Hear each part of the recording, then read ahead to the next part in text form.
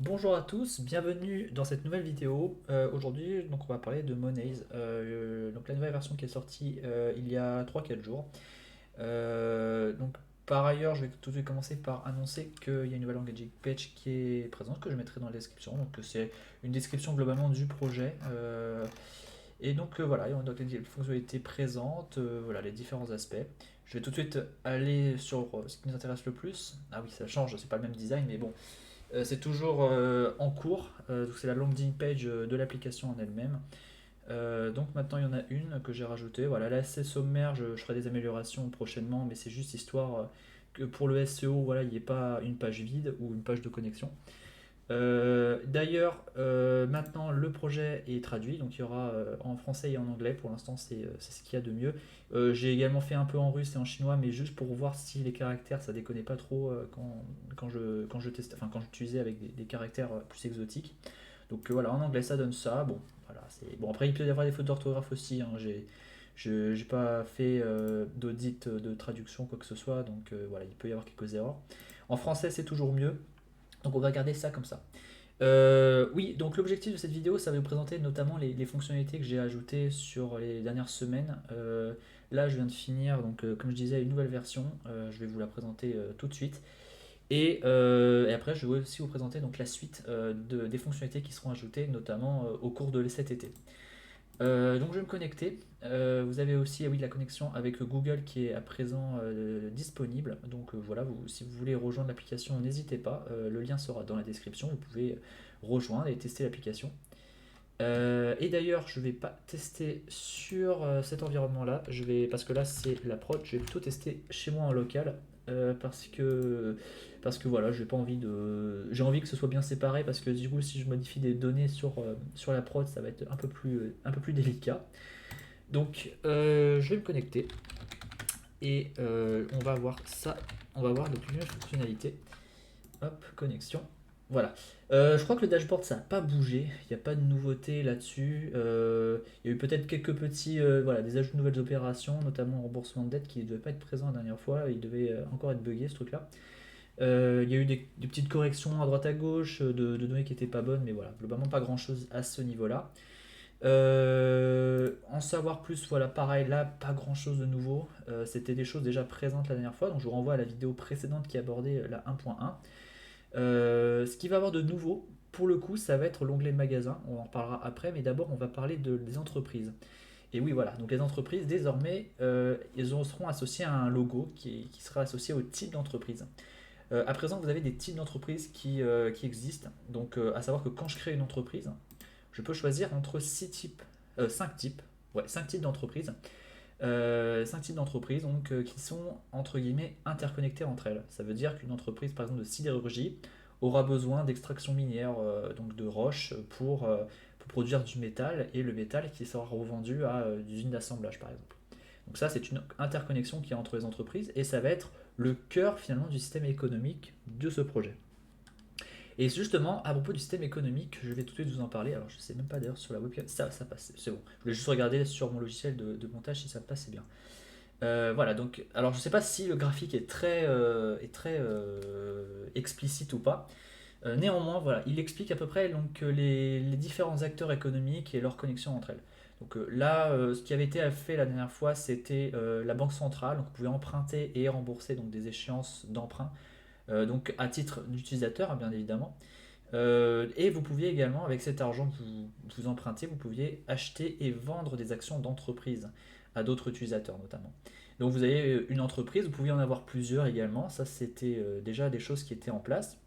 Mais à partir de là, vous n'avez rien d'autre. Vous aviez un système d'offre à la demande pour l'achat des actions d'entreprise, mais finalement vous investissez dans ces entreprises sans qu'il y ait quelque chose qui soit associé à ça. Et bien justement, pour remédier à cette problématique, ce qui ont été ajoutés, donc ça va être cette partie exploitation qui est assez nouvelle, et également la partie des marchés des items que vous allez produire. Alors, pour la partie exploitation, finalement, une entreprise va posséder des machines, des ressources, du stock, ou voilà, différents matériaux, et elle va les mettre dans des unités d'exploitation, donc des unités finalement, des sortes des machines en fait, qui vont prendre ces items-là et les transformer en d'autres items. Et ces items, finalement, en les raffinant, vous allez pouvoir les revendre à une autre entreprise qui en a besoin. Par exemple, si je suis, comme je le disais tout à l'heure, si je suis par exemple une usine, une sidérurgie, par exemple, et ben, je vais prendre du minerai de fer, je vais prendre du charbon, et dans mon haut fourneau, et ben, je vais faire une fusion du métal pour obtenir finalement des lingots d'acier ou bien de la tôle. Et cette tôle, elle sera nécessaire à une autre entreprise pour qu'elle produise quelque chose. Et finalement, vous, votre richesse d'entreprise, vous la gagnez parce que parce que justement, vous faites une valeur ajoutée sur cette production. Donc voilà, c'est là où vous allez avoir une vraie question d'investir sur une entreprise qui sera ajoutée. Et du coup, c'est pour ça que vous investisserez dans une entreprise et pas dans une autre. S'agissant justement de la revente d'items entre entreprises, vous allez avoir pareil un système d'offre à la demande, dans le sens où une entreprise va vendre un item au prix qui est défini, mais elle va devoir aussi regarder le marché. Elle va devoir se positionner à un prix raisonnable comparé au marché, sinon personne n'achètera son item. Donc tout l'intérêt sera ici. Alors je reviens sur l'application. Donc là, voilà, je ne vais pas créer une nouvelle entreprise, mais je vais en prendre certaines qui ont déjà été ajoutées. Je vais vous montrer ce que ça donne d'un point de vue plus pratique. Alors, je sais pas du tout. Alors, toutes les entreprises qu'il y a ici, je les gère, hein. Donc là, c'est purement pour un test, hein. J'ai juste, voilà, c'est en local, c'est une base de données que j'ai faite spécialement pour tester. Donc, il n'y a pas de souci avec ça. Vous avez donc cette nouvelle interface aussi pour les entreprises qui n'était pas tout à fait la même. Vous avez la description, vous avez maintenant les tags en fait qui représentent l'entreprise où vous êtes. Vous avez également les actualités, donc là notamment la création d'entreprise. Il y en a également d'autres quand vous avez des changements d'actionnaires. Et vous allez avoir deux nouveaux onglets, et même trois, mais ce troisième, vous verrez qu'il n'est pas très intéressant pour l'instant. L'onglet inventaire, donc là c'est toutes les choses que vous possédez sur votre entreprise. Vous possédez donc notamment des entreprises, enfin pardon, des machines et des items. Alors les choses en marron seront des ressources primaires et en vert, ça seront des machines. Et vous avez également en bleu, c'est les ressources secondaires, des choses raffinées en général. Vous avez également une description quand vous passez le curseur dessus. Sur téléphone, c'est pas terrible parce que du coup, ça fait un truc un peu bizarre, mais bon, ce sera corrigé certainement dans le futur. Et vous avez également des items inconnus. Bon, là, c'est des petits bugs, mais bon, voilà, c'est géré si jamais il y a des items qui ne sont pas gérés. Et donc ensuite vous allez avoir l'onglet d'exploitation donc qui permet d'avoir les machines que vous avez. Donc c'est les machines que vous avez également dans l'inventaire, hein. Il va juste les récupérer et il va les rafficher ici. Et vous allez pouvoir activer les machines que vous désirez. Par exemple, si je veux activer une foreuse pour voilà, par exemple extraire du minerai, en cliquant dessus, je vais avoir le workflow, hein, donc une sorte de workflow qui détaille ce que va produire la machine. Et je peux choisir la recette. Alors ici, il y a une seule recette, donc c'est l'extraction de minerai. Donc je peux lui donner de l'essence, et en échange, il me donnera du minerai de fer. Alors on peut essayer, hein, je peux lui donner un essence, et en lui donnant de l'essence, il va charger, donc il va en gros faire l'opération. Donc, en gros, dans la vraie vie, ça serait une représentation, ça serait en gros, il est en train de creuser ou il est en train d'extraire quelque chose. Là, ici, il n'y a pas de représentation visuelle, c'est juste une application, c'est juste des maîtrises de flux. Donc là, en gros, il faut que j'attende un petit peu, et puis ça va me produire du minerai de fer. Et ce minerai de fer, ensuite, on verra que je peux le vendre sur un marché voilà, quelconque. Bon, on va attendre quelques instants. Et ça devrait être bon. Voilà, c'est bon, je peux récupérer, donc je peux appuyer sur tous. Alors aussi, oui, c'est vrai que l'interface ici, elle n'est pas très jolie. Elle sera vite améliorée parce que c'est vrai qu'on peut rentrer dans les négatifs, c'est un peu bizarre. Bon, ça sera corrigé, ça a été un petit peu bâclé, je l'admets, mais bon, ça va être vite amélioré. Et donc du coup, je retrouve mes minerais de fer ici. Donc ça a été ajouté à ceux que j'avais avant. Bon là j'en ai beaucoup parce que voilà j'ai fait plusieurs tests avant de commencer la vidéo. Donc du coup j'en ai 546. Et ces 546, je vais pouvoir les vendre. Et comment je fais? En cliquant dessus, je peux choisir une quantité que je souhaite proposer justement dans le marché. Alors pour cela, avant de vendre comme ça, il faut déjà regarder un peu ce qu'il y a sur le marché. Donc actuellement, bon, il n'y a pas y a pas grand-chose qui est proposé, il n'y a que de la pierre, pour être honnête. Bon, et honnêtement, on n'a pas de concurrent. Donc au final, on pourrait proposer à n'importe quel prix au final, et bon, ça serait au bon vouloir des acheteurs de choisir s'ils sont prêts à mettre ce prix ou pas. Alors je peux en vendre par exemple une centaine, donc la quantité que je viens d'extraire, et je peux choisir le prix. Donc je peux choisir n'importe quel prix, mais il faut que ce soit cohérent en fait à la capacité que les autres entreprises peuvent mettre. Bon, on va dire 5 euros pour le test, mais bon, ça peut être n'importe lequel, et puis c'est à vous de le gérer. Et immédiatement après, je retrouve mes minerais de fer qui sont présents dans le magasin. Donc ça veut dire que n'importe quel autre utilisateur qui serait propriétaire d'une entreprise pourrait acheter justement bah, ce minerai de fer alors en quantité dont il désire. Et donc là, voilà. Donc, par exemple, je suis l'acheteur, je l'achète pour une sidérurgie. Donc, je choisis. Ah oui, je peux me l'acheter à moi-même, hein, ça c'est aussi possible, mais pour une autre entreprise. Voilà, je dis que je suis en tant que sidérurgie, je désire acheter ce minerai de fer. Et là, du coup, je choisis simplement la quantité que je veux acheter. Donc, par exemple, une dizaine. Voilà, donc je fais acheter. Ça va automatiquement mettre à jour d'ailleurs les stocks, hein, donc l'argent que je peux encore dépenser et la quantité restante ici. Euh, à savoir aussi une dernière chose, parce que là je peux pas le montrer, ah si je peux le montrer sur l'autre item, à savoir aussi que le prix qui est affiché ici c'est le prix le plus bas, donc ça veut dire celui qui est prêt à mettre le prix le plus bas pour acheter le produit. Mais après c'est trié dans l'ordre croissant au final des prix, donc ça veut dire que celui qui proposera le truc le plus cher, bah, il sera en tout dernier et du coup il aura moins de chances d'être sélectionné par un acheteur. Donc maintenant, ma sidérurgie récupère ces 10 de minerais de fer et elle va pouvoir les raffiner avec son exploitation.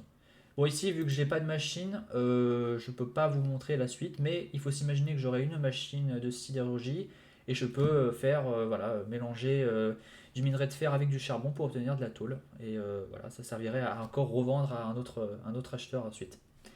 Je peux par contre vous le montrer, voilà, ici, mon entreprise anonyme qui est une usine d'assemblage, et ben elle, je crois, il me semble qu'elle a une usine de fabrication.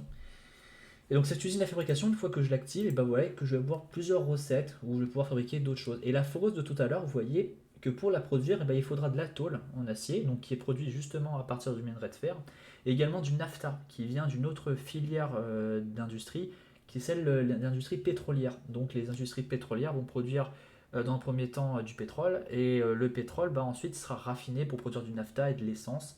Et le naphta notamment va servir en tant que matière plastique, va servir notamment à fabriquer des choses dans la foreuse. Alors, vous pouvez fabriquer d'autres choses, hein, vous pouvez fabriquer les pompes à pétrole aussi, et également les pioches. Et à chaque fois, vous aurez une certaine quantité de matériaux à respecter pour vous la fabriquer. Donc c'est assez classique, c'est des choses qu'on peut retrouver dans d'autres jeux, et donc c'est des choses qui sont implémentées ici aussi.